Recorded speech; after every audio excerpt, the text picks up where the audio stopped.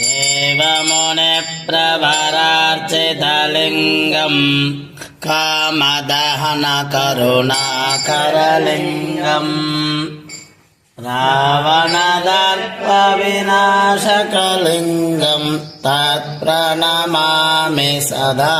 शिवलिङ्गम् सुरकुसुगन्धसुलेपितलिङ्गम् बुद्धिविवर्धनकारणलिङ्गम्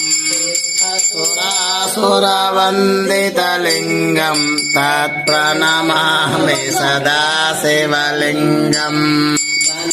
महामणिभूषितलिङ्गम् फणिभरिवेष्टितलिङ्गम्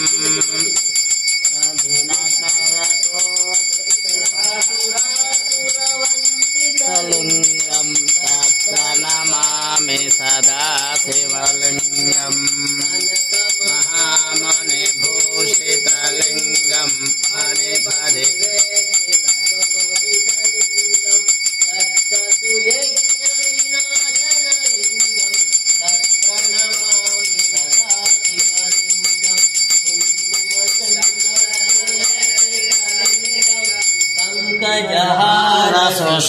सुशोभितलिङ्गम्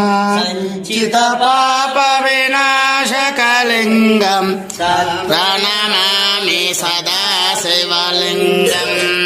त्वमुनार्चितसेवितलिङ्गम् भक्तिभिरेव च लिङ्गम् दिनकरकोटिप्रभाकरलिङ्गम् तत्प्रणमामि सदा शिवलिङ्गम् दलोपरिवेष्टितलिङ्गम् सर्वसमद्भवकारणलिङ्गम्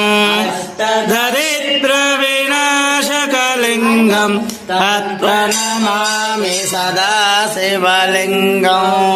सुरगुरुसुरवरपूजितलिङ्गम्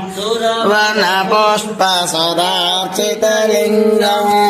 परमपदम् परमात्मकलिङ्गम्